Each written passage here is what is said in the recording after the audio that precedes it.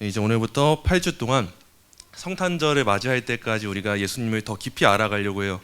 그래서 기독론이라는 파트가 우리가 한번 쭉 파헤치기가 쉬운 파트는 아닙니다. 왜냐하면 어려운 부분이 너무 많아요. 우리가 신론을 공부하게 되면은 삼위일체론부터 부딪혀요. 우리 이성으로 이해가 되지 않고 납득이 되지 않으니까. 근데 마찬가지로 기독론도 우리 이성으로 납득할 수 없는 부분이 분명히 있어요. 어떻게 참 하나님이면서 참 인간일까 하는 이 부분부터 우리가 부딪힐 수밖에 없습니다. 하지만 이번 8주 동안 이 예수님을 우리가 쭉 파고들게 됐을 때 그때만 얻어지는 은혜가 있을 거예요. 그래서 이번 성탄절은 다른 무엇보다도 단순히 예수님이 날 위해 죽으셨다 이거에 대한 기쁨만이 아니라 그 예수님이 어떤 분이신가, 내가 진짜 믿고 따르는 구주가 어떤 분인가, 그분이 이런 사역을 감당하셨기 때문에 내게 이런 구원의 은혜가 온 것이구나, 이거를 깊이 알게 되면 좋을 것 같습니다. 이번 8주 동안 함께 공부하게 될 때 제가 교재 하나를 선정을 했어요. 하나 선정했는데 그게 이 책이에요. 개혁파 조직신학, 이 책인데 8주 동안 다 할 겁니다. 함께 하실 거예요. 하실 수 있어요. 제가 맡겨진, 저에게 주어진 사명은 짧고 핵심적으로 하는 거, 이거일 거고, 여러분들에게는 펜만 있으면 됩니다. 제가 유인물을 같이 드릴 거예요. 유인물을 제가 요약본으로 드릴 때 옆에 메모칸을 남겨놨으니까 그 메모칸에다가 함께 중요한 내용 적으시고 또 다시 한번 영상으로 보시면서 복습하시면은 정말 은혜롭게 성탄절을 준비할 수 있지 않을까 싶어요. 이 책을 쓴 저자는요, 지금 미국에 있는 신학교 학장이었어요. 조엘 비키라고. 우리 부모교육 시간에 많이 들어보셨을 거예요. 청교도 자녀 양육 하면은 조엘 비키라고 하는 사람이 바로 떠오릅니다. 미국에 프리탄 리폼드 신학교라고 있어요. 청교도 개혁주의 신학교예요. 그래서 이분은 신학 특색이 어디에 매여 있냐? 청교도에 매여 있습니다. 신학도 여러 가지가 있단 말이에요, 분파가. 근데 이분이 청교도에 많은 관심을 두었다라고 하는 것은 어떤 의미가 있냐? 이건 살짝 교회사를 훑어봐야 되는데, 교회사를 한번 살짝만 말씀드릴게요. 이거는 필기하셔도 되고 안 하셔도 됩니다. 많이 설명드렸던 건데, 교회 역사를 한번 쭉 살펴보다 보면은 제일 먼저 처음 시작한 교회가 어디냐 했을 때 당연하죠, 초대교회입니다. 초대교회가 시작될 때 이때 누구들을 중심으로 교회가 이루어졌습니까? 사도들이죠, 사도들. 이때 사도들 중심으로 교회가 이루어졌고, 그 이후에 사도 이후의 사람들이 있어요. 사도들에게 배운 사람들이죠. 그 사람들이 누구냐 했을 때 우리가 흔히 속사도라고 합니다. 속사도라고도 하고, 그리고 이 이후 시대를 우리가 흔히 교부 시대라고 해요. 그래서 연대가 어떻게 되냐? 한 100년에서 500년까지를 우리가 초대교회라고 우리가 흔히 말을 하곤 해요. 그래서 이때 초대교회가 지나고 나니까 자연스럽게 어떤 교회의 시간이 옵니까? 중세교회의 시간이 오는 거예요. 초대 500년까지의 시간이 이제 간 거고, 중세교회, 우리가 흔히 교회사로서 볼 때는 암흑의 시대라고 해요. 왜 암흑의 시대라고 할까요? 교회가 타락하고 쇠퇴한 시간을 겪었거든요. 대표적으로 이때 누가 주름을 잡습니까? 로마 카톨릭이요. 이때 중세교회 때 교회가 힘을 가지게 되면서 보편교회라는 이름을 가지고 나라를 장악하고 교회가 모든 것을 다스리게 되는 시대가 온 거예요. 그러면서 수없이 많은 시간들이 지났어요. 대략 1000년의 시간이 흐릅니다. 그래서 500년부터 우리가 중세시대를 언제까지로 볼까요? 종교개혁이 있을 때까지, 그때까지를 우리가 보는 거예요. 종교개혁이 몇 년입니까? 1517년. 네. 그래서 이때가 중세시대라고 할 수 있는데, 중세시대라고 해서 무조건 나쁘지만은 않습니다. 이때도 여전히 믿음을 지키고 있었던 신앙의 선진들은 꼭 있었어요. 그러나 주류가 믿음을 지키지 않았고 건강하지 않은 길을 가던 사람들이었기 때문이에요. 근데 이제 1517년 핵심적인 종교개혁 사건이 오면서 종교개혁의 시대가 열리게 된 거예요. 그러면서 이 첫 시작을 우리가 흔히 누가 열었다고 합니까? 마틴 루터가 열었고, 루터가 열게 된 이 개혁의 불길을 흔히 우리가 여태까지 배웠던 쯔빙글리, 그리고 칼빈, 이와 같은 사람들이 이어받아서 이 종교개혁의 불씨를 그대로 이어갔던 거죠. 근데 종교개혁이 1517년부터 있었을 때 이때부터 약 100년의 시간 동안 여러 문제가 발생해요. 왜냐하면 이 종교개혁의 신앙을 지키고 싶어하는 사람들이 있었고 지키고 싶지 않아 하는 사람들이 있었어요. 그래서 이제 교회가 국가의 힘을 얻어야 되냐 말아야 되냐, 이런 투쟁과 논란들이 생기면서 어떤 일이 펼쳐지냐, 국교회가 옳으냐 그르냐라고 하는 사건이 어디서 일어납니까? 영국이에요. 영국. 그러다 보니까 이 종교개혁 시대에서 한 세기 정도 지나고 나서 누구들의 시대가 열렸냐? 이때부터 청교도들이 중심이 되는 시대가 열린 거예요.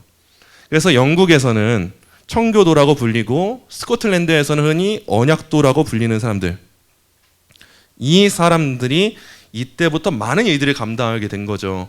그래서 이때 주로 우리가 믿고 따르는 무엇이 만들어졌냐? 웨스민스터 신앙고백서가 만들어진 거예요. 그래서 우리는 이 당시 청교도들이 만든 유산을 가지고 장로교 신앙이 이때 발생되었다고 보고 따라가는 입장인 거죠. 근데 문제가 생겨요. 지금 흐름이 청교도들과 언약도들은 국가에 대항하고 싸웠기 때문에 실천적인 삶과 나에게 적용하는 신앙, 그것을 놓고 굉장히 많이 투쟁을 하는데 시대상이 그렇게 되지 않게 되는 중요한 사상이 펼쳐져요. 그게 뭐냐? 시대상이에요. 시대상. 계몽주의 철학사조가 들어옵니다. 세상 가운데. 계몽주의는 이성을 중심하는 거여서 흔히 우리가 말하는 합리주의 사상, 이 합리주의 사상이 세상에서 교회에 침투되는 거예요.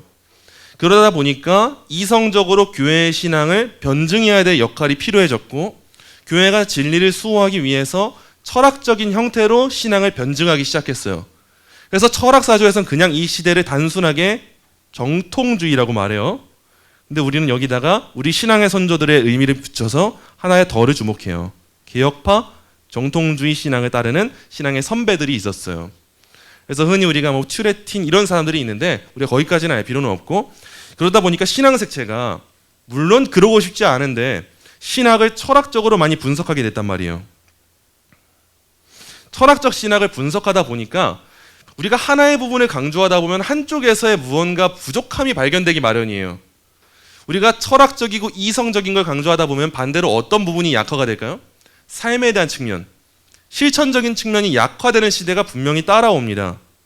그래서 주로 영국과 관련된 국가들에서 이런 열풍이 불었기 때문에 이 삶에 대한 안타까움을 느끼고 불었던 신학의 열풍이 있어요. 그게 뭐냐? 경건주의예요. 이름을 들으면 아시겠지만 경건주의는 비교적 머리보다 삶에 더 중심을 두고 발휘가 된 그러한 사조라고 할 수가 있어요. 이것은 주로 어디서 펼쳐졌냐? 네덜란드예요. 화란. 자, 그런데 문제가 또 생깁니다. 우리가 삶을 강조하다 보니까 또 한쪽이 모자라지는 거예요. 머리가 또 모자라지는 거죠. 그러다 보니까 신앙과 삶을 결합시킨 형태의 사조가 네덜란드에서 발생하는데, 그것이 우리가 흔히 오늘날 말하는 신칼빈주의예요. 칼빈주의의 신앙을 계승하는데 삶에 대한 부분을 놓치지 않은 겁니다. 그러다 보니까 여기서 파생된 대표적인 사람이 제가 제일 좋아하는 사람이 헤르만 바빙크가 여기서 나옵니다. 그게 네덜란드에서 나온 문화예요. 그래서 바빙크, 그리고 모든 영역의 주인이 아닌 영역이 한 곳도 없다, 예수님은 모든 곳의 주인이시다 말하는 사람 누굽니까? 아브라함 카이퍼. 이 영역 주권이 여기서 나오게 된 것이고, 이러한 신학의 사조들이 이제 흘러 가는 거예요. 그래서 미국을 가는 거죠. 대륙으로. 그래서 미국에서 두 가지 학파를 이루는 거예요. 하나는 영국의 신앙을 계승한 프린스턴 학파가 생긴 거예요. 그리고 하나는 네덜란드의 학파를 계승한 흔히 미국의 칼빈 신학교 학파가 생긴 거예요. 장로교 쪽에서는. 근데 프린스턴 신학교에서 변질이 생기니까 이게 나중에 어디 학교를 가게 됐냐? 우리가 자주 들었던 웨스트민스터. 이 신학교를 중심으로 신학이 퍼져나가게 된 거예요. 그래서 우리나라는 어떤 영향을 많이 받았냐 했을 때 흔히 이 웨스트민스터 학파랑 칼빈 학파랑 두 가지가 있다면 두 개의 신학의 색깔이 조금 다릅니다. 웨스트민스터 학교 같은 경우는요, 영국과 미국을 중심으로 한 신학의 사조가 있어요. 근데 칼빈 신학교 같은 경우에는 화란이죠. 네덜란드. 그쪽에 신학 색채가 있어요. 근데 우리나라는 주로 웨스트민스터 중심인 장로교 신학과 덧붙여서 화란의 신학이 함께 되어서 우리나라에 온 거예요. 그러니까 우리가 얼마나 날로 먹는 겁니까? 이런 신학의 흐름이 전반적으로 있어요. 근데 우리가 이번에 다룰 주제, 이번 기독론은 누구를 중점으로, 어디를 중점적으로 살펴볼 거냐? 조엘 비키라고 하는 사람이 이 청교도 연구의 대가예요. 청교도적인 이 기독론 연구를 할 겁니다. 그런 이유는 뭐냐면 우리가 당연히 이성적으로 철학적으로 배울 수도 있겠죠. 근데 이번에 성탄절을 준비하면서 조금 더 우리가 삶적으로 실천적으로 적용하면서 배웠으면 좋겠어요. 그래서 다른 신학 교재들을 보면은 굉장히 어려운 철학 주제들이 너무 많이 나와요. 근데 비교적 이 책은요, 철학 주제라기보다는 성경 해설서와 같고 우리한테 실천의 지표를 알려주는 책이에요. 그래서 그런 점에 있어서 우리가 기독론을 잘 배우지만 실천적으로 배우면 좋겠다 싶은 마음으로 이번에는 청교도들의 이야기가 많이 나오는 이 주제를 가지고 한번 기독론을 배워보도록 하겠습니다. 오늘은 첫 번째 시간으로 기독론의 연구 가치와 방법론부터 배워볼 건데요. 그 요약본 제가 나눠드린 유인물에는 전부 다 내용이 나와 있지는 않아요. 핵심적인 내용만 남아 있어요. 제가 쭉 읽으면서 나갈 때 필요한 내용은 여러분이 자연스럽게 메모하시고 적으시면 될 것 같아요. 제가 처음부터 한번 시작해 보도록 할게요. 자, 여러분, 그리스도인의 삶은요, 어려운 장거리 경주고요. 우리는 어떻게 하면서 달려야 되는가? 너무 당연한 거예요. 우리는 언제나 예수님을 바라보면서 달려야 돼요. 어떤 표대가 있어야 되는데 어떤 목사님, 어떤 대단한 신앙의 위인이 아니에요. 우리는 무조건입니다. 예수님만 보면서 달려야 돼요. 그러면서 단지 일련의 규칙을 지키는 게 기독교의 전부가 아니에요. 일련의 규칙을 지키는 거 뭡니까? 율법주의예요. 이건 율법주의. 그리고 모종의 인생 철학을 붙들고 나가는 거, 이거는 내가 기준이잖아요. 요즘 말로 뇌피셜이죠. 이거는 필기 안 하셔도 됩니다. 속된 말이니까. 자, 그리고 일련의 경험을 추구하는 거, 이거는 뭡니까? 우리가 흔히 신학적으로 말하는 신비주의죠. 그런 것만으로는 여러분, 우리가 그리스도인으로 살아갈 수가 없다는 걸 꼭 아셔야 돼요. 우리는 머리도 있어야 되고요, 삶도 있어야 되는데 기준은 성경이어야 되는 거예요. 우리가 일련의 규칙 지킨다고 다 안 됩니다. 우리에게 규칙을 지켜주시는 분은 예수 그리스도고요. 우리는 내가 하고 싶은 대로 사는 게 아니라 성경을 기준으로 하는 것이고요. 그 안에서 올바른 경험과 체험이 나오는 것, 그것을 우리가 그리스도인이라고 말하는 거예요. 그래서 이런 그리스도인들에게는 뭐가 필요하냐? 다른 게 필요하지 않아요. 그리스도인에게는 당연하죠. 그리스도가 필요한 거예요. 우리가 그리스도교잖아요. 하나님의 아들 예수 그리스도는 신자에게 그래서 모든 것입니다. 이것은 우리의 회심 및 칭의와 관련해서만 참인 게 아니에요. 우리가 어떤 사람도 신앙 생각할 때 내가 예수님 믿고 의로워졌다, 그러니까 이제 됐다, 이렇게만 생각하시는 분들이 있는데 된 게 전부라고요. 전부. 지금까지도 전부였고 앞으로도 전부여서 바꿀 수 있는 게 없는 거예요. 이건요, 우리의 영적 성장과 관련해서 앞으로 우리의 신앙생활을 위해서도 참이에요. 그래서 예수 그리스도를 점점 더 알아가는 것은 우리한테 먼저는 의무이고요, 반드시 필요한 일이고요, 핵심적인 거예요. 즐거움이에요. 저와 여러분이 이번 기독론 시간 즐거워야 됩니다. 이번 기독론 시간은 너무 행복하고 즐거워서 웃음소리가 터져나와야 돼요. 맞죠, 김관희 사님? 김관희 사님 두 분이세요 지금. 어머니 김관희 사님과. 네, 기독론 시간은 즐거워야 돼요. 우리한테 전부니까. 그래서 영국의 청교도 존 플라벨은 이렇게 말을 했어요. 그리스도를 아는 구원의 지식은 비록 체계적이지 않더라도 우리한테 천국으로 인도해 줍니다. 여러분, 이건 사실이고 진리예요. 우리가 알고 있는 이 지식이요, 비록 조금 체계적이지 않아도 예수님을 아는 그 구원의 지식이 있다면 우리는 분명 천국 갑니다. 우리가 완벽해서 가는 게 아니어서. 근데 우리가 더 심취해야 되는 이유가 뭐냐? 그리스도를 아는 제대로 된 체계적인 구원의 지식, 진짜 깊은 그 지식은요, 우리에게 뭘 해줍니까? 천국을 가져다 줘요. 이게 우리한테 기독론을 배워야 될 이유인 거예요. 예수님을 잘 몰라도 예수님을 믿고 따르면요, 우리가 천국 가요. 근데 예수님을 너무 잘 알잖아요. 그럼 천국이 우리한테 오는 겁니다. 지금 우리가 살아가는 매일의 순간순간들도 천국처럼 살아갈 수 있는 게 어디서 나오냐? 예수님을 제대로 아는 지식이에요. 그게 우리가 기독론을 배우는 이유예요. 근데 이 시대상을 보면 문제가 생기죠.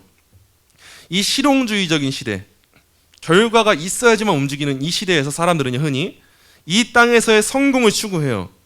그리고 그리스도인들도 이 땅에서의 성공을 보다 높은, 그 성공보다 중요한 것은 없다 생각하고 이 땅의 것만 주목하면서 살아가는 게 우리 그리스도인들의 현실적인 모습 아닙니까?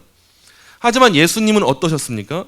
자기가 팔려서 십자가에 못 박히기 직전에 마음을 쏟는 기도를 들으실 때 자기 백성이 나 있는 곳에 함께 있어 나의 영광을 그들로 보게 해달라고 예수님이 구하셨어요. 예수님이 원하시는 바가 이건 거예요.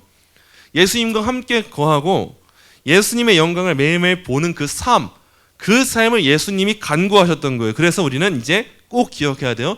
이 소원이 누구에게도, 우리에게도 간절한 소원이 되어야 되는 거예요. 저 여러분이 이제 8주 동안 배울 때 다른 소원 아니에요. 잘 배우고 잘 자랑해야겠다. 예수님의 신성과 인성이 어떤 건지 알아? 그리스도 대신이 뭔지 알아? 자랑하는 게 아니에요. 이게 나의 삶에 천국을 가져다 주어서 너무 행복하고 또 이 너무 행복한 것이 예수님의 기쁨이기 때문에 행복한 거. 우리가 그걸 위해서 이번에 배우게 될 거예요. 그래서 이 기독론을 배우는 연구의 가치를 한번 볼게요. 예수님을 알고 그리스도 안에서 하나님을 아는 것보다 여러분 더 귀한 것은 절대 없어요. 이거는 되새겨야 될 진리예요. 그런 지식은요, 우리에게 생명 자체예요. 우리가 목숨 붙이고 있는 것만 생명이 아니라 예수님을 아는 지식이 생명 자체예요. 이게 성경 말씀에 있는 내용들이에요. 그래서 바울 사도가 내 주 그리스도 예수를 아는 지식이 가장 고상한 것을 크게 기뻐했고, 이 지식 때문에 다른 모든 것을 배설물로 여겼습니다. 여러분, 배설물은 가장 하찮고 우리가 돈을 주고 팔아넘기는 거잖아요. 돈을 주면서라도 팔아넘기는 게 배설물인데, 예수님에 비할 때 우리가 아무리 좋다고 여기는 것들도 다 배설물에 불과하다는 거예요. 왜냐? 예수님을 아는 지식이 가장 고상하고 아름다워서요. 그 이유를 알려면 이제 우리가 뭘 살펴봐야 되냐? 두 가지 살펴볼 거예요. 먼저는 예수님의 인격, 흔히 존재라고 말해요, 철학적으로. 그리고 예수님의 사역을 살펴볼 거예요. 여러분, 이게 신학을 하는 방법론입니다. 신학 방법론이 어떻게 되냐? 신학 중에서 조직신학, 제가 전공하고 있는 조직신학은 철학적으로 체계적으로 논증하는 거에 익숙해요. 그래서 항상 존재와 사역으로 모든 것을 이제 구분해서 설명해요. 예를 들면은 신론도 존재와 사역이에요. 존재는 뭐냐? 삼위일체. 하나님이 삼위일체로 존재하신다. 사역은 뭐예요? 창조와 섭리죠. 하나님이 하신 일이 무엇인가? 인간론도 마찬가지예요. 다 같은 원리예요. 인간론도 존재와 사역이에요. 인간론의 존재가 뭡니까? 하나님의 형상이죠. 근데 인간론의 사역이 뭐예요? 인간이 한 거? 우리가 한 사역이 뭐가 있습니까? 죄 말고 없죠. 그리고 이제 기독론도 마찬가지죠. 기독론도 존재와 사역이에요. 예수님의 신인 양성, 예수님이 그렇게 존재하신다 배울 것이고, 예수님의 사역이 뭐예요? 그리스도죠. 선지자, 제사장, 왕으로서의 사역. 마찬가지로 이제 구원론도 같아요. 구원은 우리가 흔히 다른 말로 성령론이라고 돼요. 성령님이 이루신 사역이니까. 성령님의 존재가 뭔가, 사역이 뭔가를 배우는 거고, 교회론도 마찬가지예요. 교회의 존재가 뭔가, 교회가 하는 사역이 뭔가, 이거를 보는 게 신학의 역할인 거예요. 마찬가지로 우리가 이번에 두 가지 볼 거예요. 예수님의 인격, 존재가 뭔가, 그리고 예수님의 사역이 뭔가, 이걸 우리가 살펴봐야 예수님이 생명 자체구나, 이 사실을 주목하게 되는 거예요.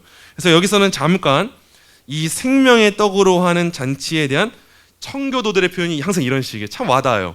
이 생명의 떡, 예수님으로 하는 잔치에 대한 우리의 식욕을 돋우는 정도로만 왜 기독론을 배워야 되는가? 너무 멋있는 말 아닙니까? 이거 잠깐 살펴볼게요. 첫째, 여러분, 기독론은요, 중심적인 주제예요. 기독교의 핵심은요, 복음이 있고, 복음의 핵심에 뭐가 있냐? 예수 그리스도 자신이 복음이에요. 그래서 바울은 예수 그리스도와 그가 십자가에 못 박히신 것만을 전하기로 결심했죠. 다른 거 전하지 않겠다고 결심한 거예요.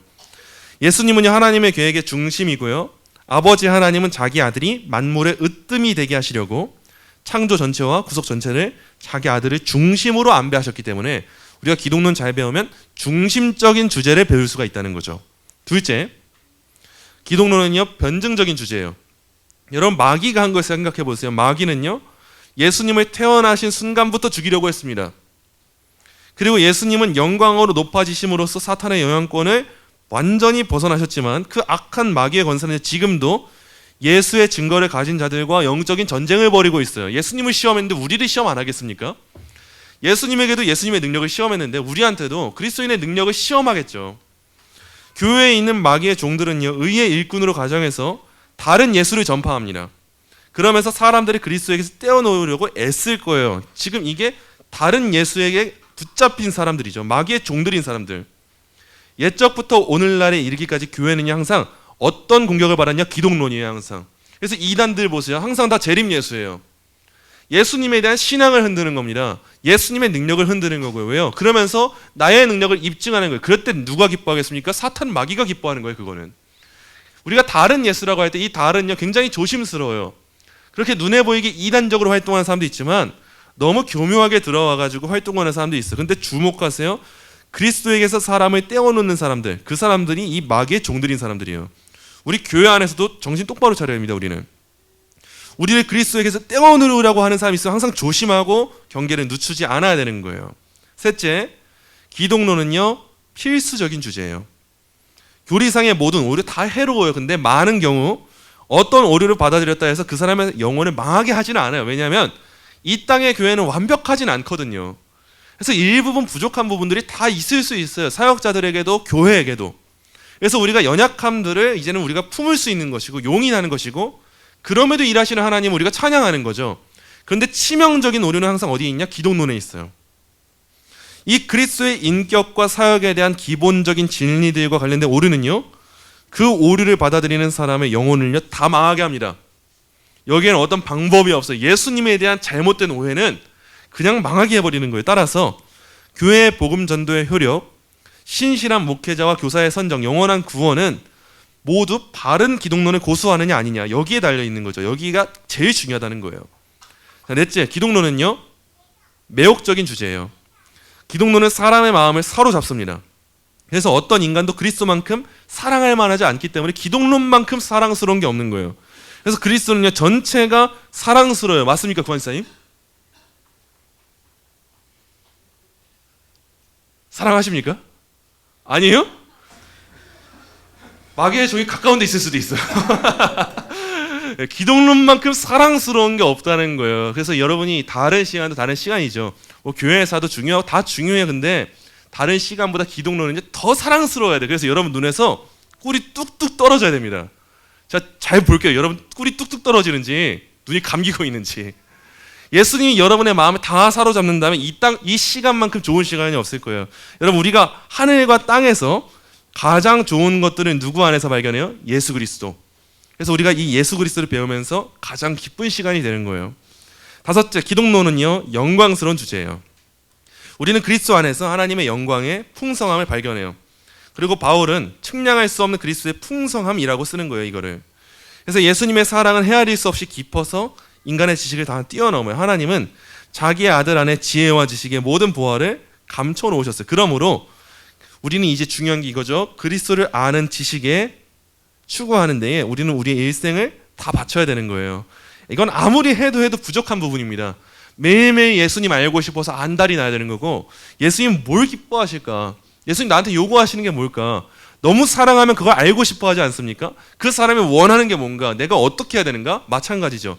예수님이 너무 사랑스럽고 사랑하기 때문에 내가 어떻게 인생을 바쳐야 되는가? 그걸 우리가 이제 앞으로 살펴봐야 되는 이유인 거예요.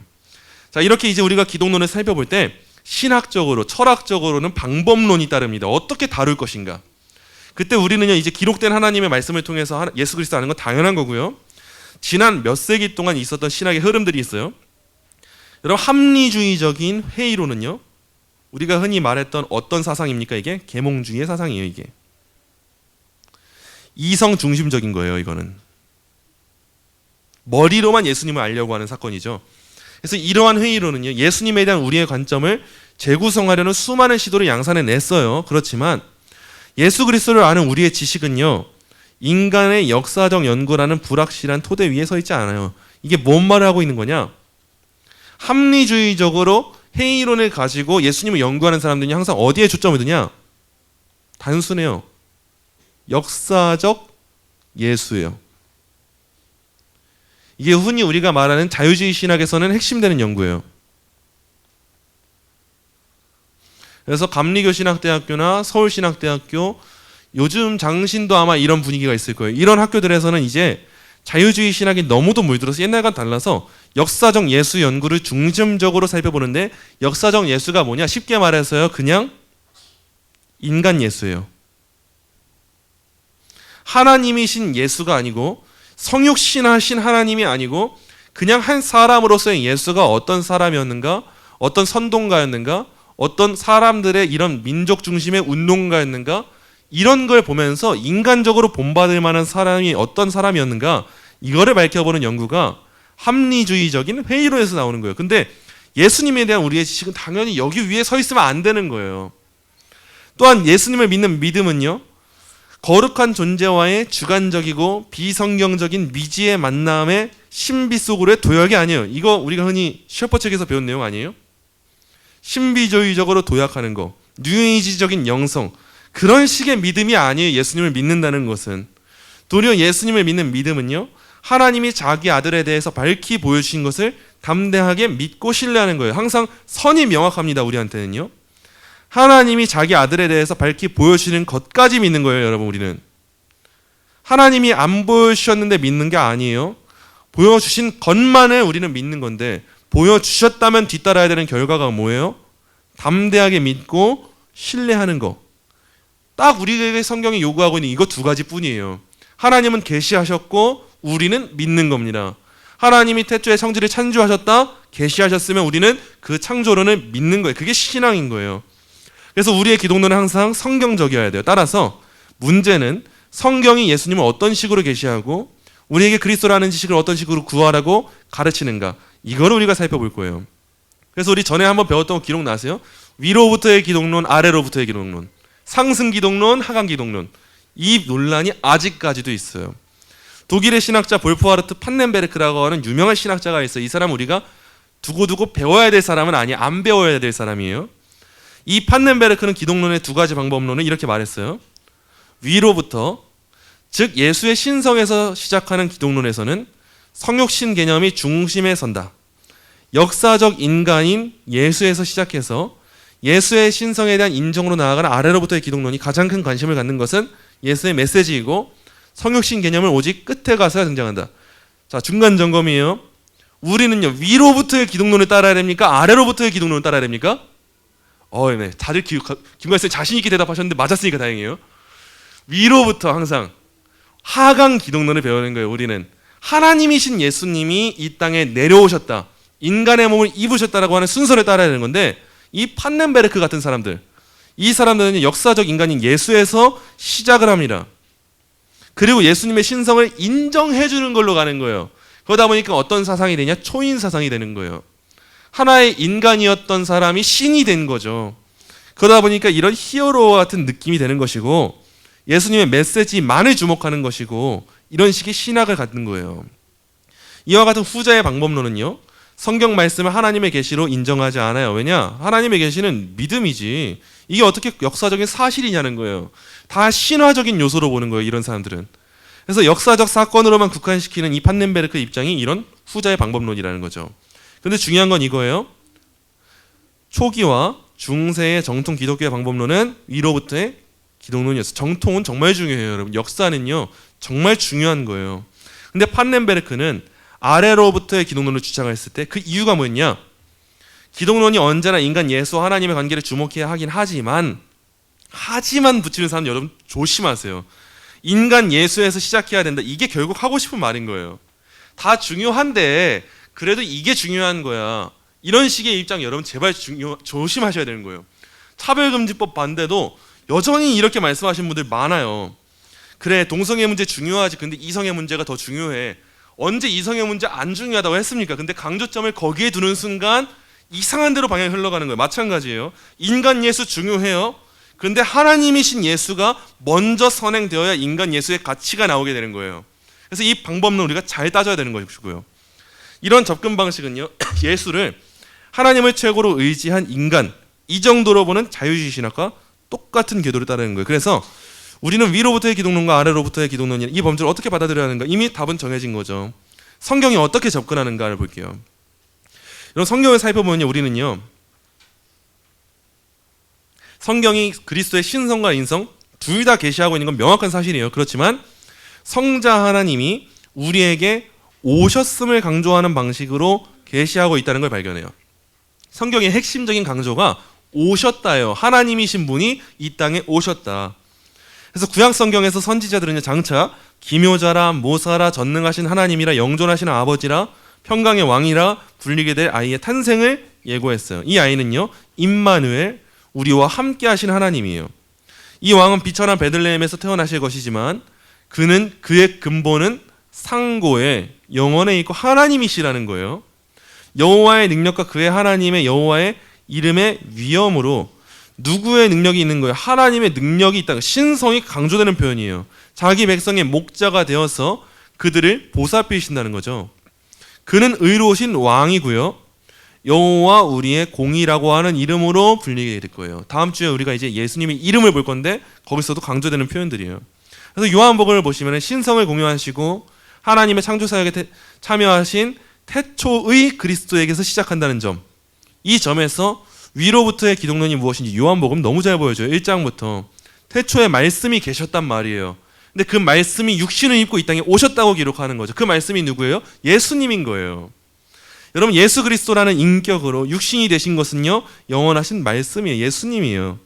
예수님은, 그리스도는 아버지 하나님이 자신의 구원 의지를 성취하려고 세상에 보내신 분이에요. 세상에 있다가 하늘로 보냄받은 사람이 아니라 세상에 하나님이 보내신 분이에요.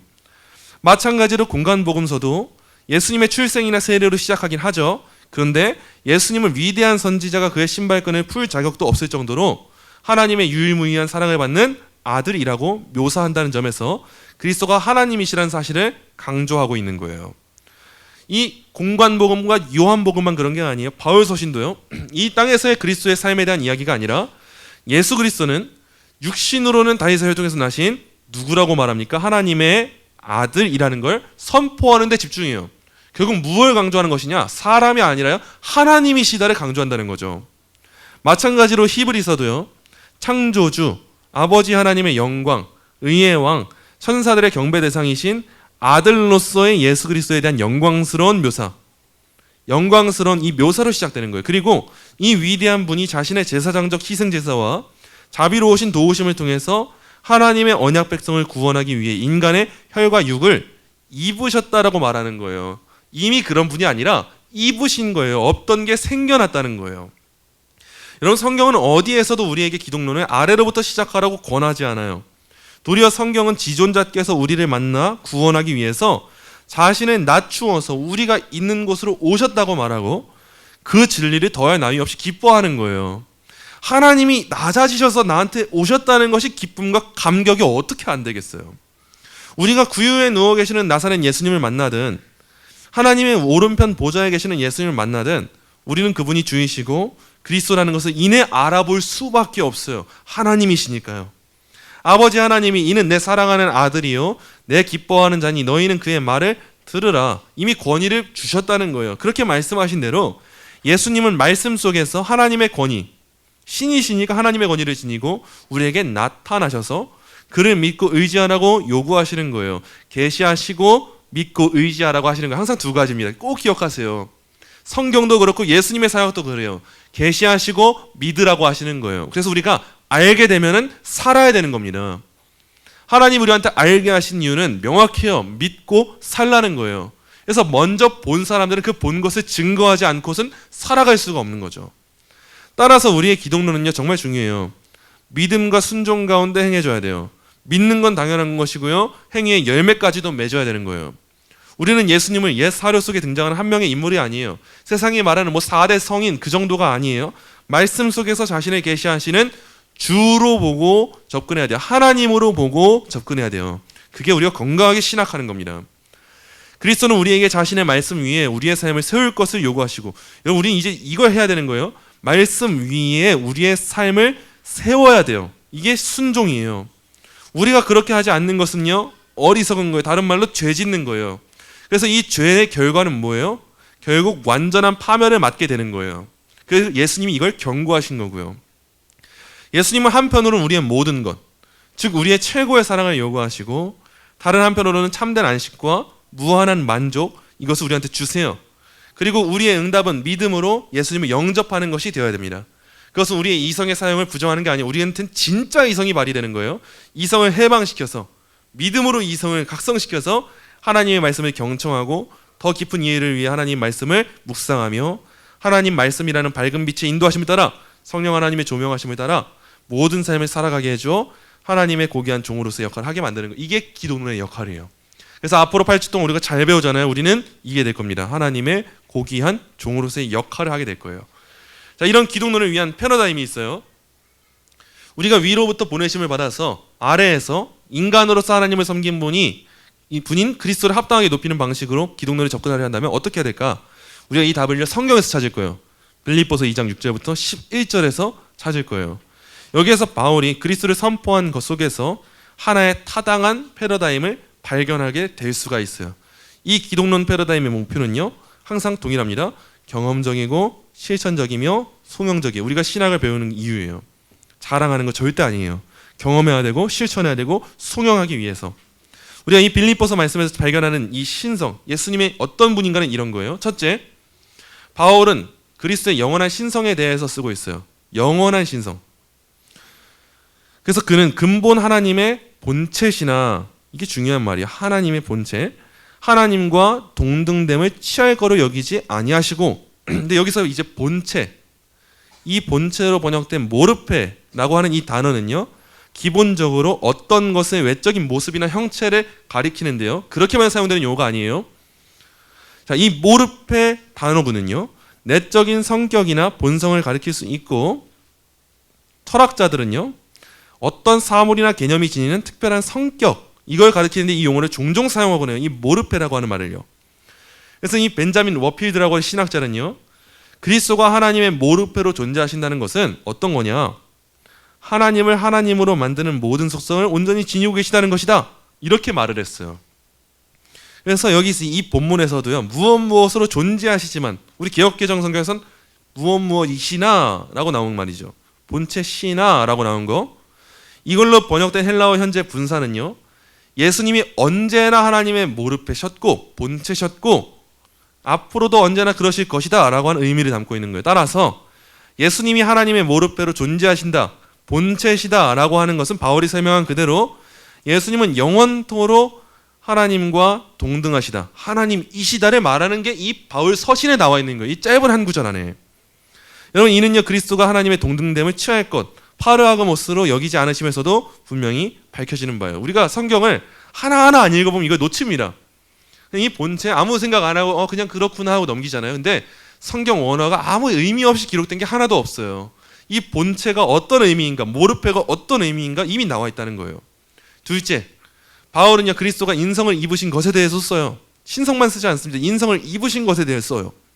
자기를 비워 종의 형체를 가지사 사람들과 같이 되셨고, 여기서 이 자기를 비워로 번역된 동사는요, 그리스도가 자신의 신적 속성이나 하나님과의 동등됨을 버리셨다는 뜻이 아니에요. 하나님은 여전히 하나님이신 거예요. 버리셨다는 뜻이 아니에요. 인성을 오히려 취한 겁니다. 그래서 자신을 연약하게 만드셨고 허무함에 굴복하셨다를 말하는 용어가 이 용어예요. 우리 예수님은 종 또는 노예의 형체를 입으셨어요. 그래서 그리스도가 기꺼이 우리와 같이 되셨다면 이제 우리가 생각해야 될 건 이런 거죠. 실천적으로 우리도 기꺼이 하나님의 뜻을 행하기 위해 존재하는 하나님의 종들이라는 우리의 본연의 모습이 나타나야 되는 거예요. 예수님이 감히 종이 되셨는데 우리가 이 세상에서 섬기는 사역을 어떻게 안 하겠어요? 예수님이 노예가 되셨는데, 둘로스가 되셨는데 내가 어떻게 살아가야 되는가, 우리는 이제 이 기독론을 통해서 발견하게 되는 거예요. 셋째, 예수님은 성육신하신 이 상태에 대해서 바울이 이렇게 쓰는 거예요. 사람의 모양으로 나타나사 자기를 낮추시고 이러므로 하나님이 그를 지극히 높이셨다. 여러분, 그리스도는 자원하여 낮아지신 상태가 되셨어요. 하라고 해서가 아니라 자원해서요. 예수님은 이렇게 자기를 낮추신 것은요, 이제 어디서 결정 이루었냐? 십자가입니다. 우리 비하와 승기 기억나세요? 예수님의 비하와 승기, 낮아지시고 높아지신 사역, 낮아지신 사역의 정점이 뭐냐? 십자가였어요. 십자가. 성육신도 낮아지신 것이지만 십자가는 가장 낮아진 거예요. 왜냐? 십자가는 유대인과 이방인이 모두 극도로 혐오하고 가장 큰 고통을 느끼는 굴욕, 고대사에서 가능한 가장 낮은 자리였기 때문이에요. 예수님이 입으신 이 인성이 이런 겁니다. 이 벌레와 같은 모습, 이 가장 낮은 비천한 모습을 예수님이 입으셨다는 거예요. 하나님이신데. 넷째, 바울은 그리스도의 낮아지신 상태와 높아지신 상태에 대한 묘사를 그리스도의 중보사역과 결합시켜요. 이 종, 둘로스와 주, 퀴리오스는 그리스도의 인성과 신성을 보여주는 것이긴 하지만 하나님이 정하신 중보자로서의 역할을 강조하는 것이기도 해요. 하나님의 옛 언약들 아래에서 아브라함, 모세, 여호수아, 다윗 같은 핵심적인 지도자는요, 여호와의 종이라고 불렸어요. 마찬가지로 예수님은 온 세계의 언약 백성을 구원해서 하나님을 영화롭게 한 하나님의 위대한 종으로 불리세요. 예수님이 이런 중보사역의 중심에 뭐가 있냐? 순종이 있어요. 즉 십자가 위에서 하나님의 저주를 감당하시기까지 순종하신 것이 있는 거예요. 이것은 그리스도가 자신의 구원 사명을 이루기 위해서 죽음을 자원한 영원한 하나님이심을 보여주는 또 하나의 증거죠. 근데 이 퀴리오스, 주이신 그리스도는 여전히 하나님의 백성을 구원하고 자신의 원수를 벌하는 신적 중보자로서의 역할을 행하시는 거예요. 중보자는 오직 한 분, 예수님밖에 없는 거예요. 이렇게 하나님의 종은 높이 들려서 그의 손으로 여호와께서 기뻐하시는 뜻을 성취하실 거예요. 이게 예수님을 보여주는 이 본문의 대목이에요. 여기서 우리가 신학 방법론을 발견할 거예요. 이 짧은 본문 속에서 바울은요, 기독론을 위한 아름다운 패러다임을 펼쳐놓아요. 따라서 우리는 이 방법 그대로를 오늘 따라갈 겁니다. 이제 8주 동안. 먼저 우리가 무엇을 시작할 거냐? 예수님의 신성부터 배울 거예요. 바울이 빌립보서에서 보여주는 것처럼. 그리고 나서 예수님이 사람이 되신 성육신을 배울 겁니다. 그리고 나서 바울이 알려주는 이 순서에 따라서 예수님의 성육신과 관련된 두 가지 상태, 낮아지신 상태와 높아지신 상태, 비하와 승기의 상태를 살펴볼 거예요. 그리고 마지막으로 예수님의 전체적인 중보자 사역, 그리스도로서의 사역인 선지자, 제사장, 왕으로서의 그리스도의 중보직임과 사역을 연구할 거예요. 이게 우리가 앞으로 8주 동안 배울 순서예요. 그래서 다음 주에 먼저는 예수님의 이름과 명칭부터 볼 거예요. 예수님에게 어떤 명칭들이 있는가, 뭐 여호와의 사자, 막 이런 이름들이 있잖아요. 그 이름부터 먼저 살펴보고 이런 방법론에 따라서 성경적이고 하나님을 공경하면서 영혼을 풍성하게 해주는 기독론, 그 기독론을 우리가 앞으로 추구해 보도록 하겠습니다. 자, 이제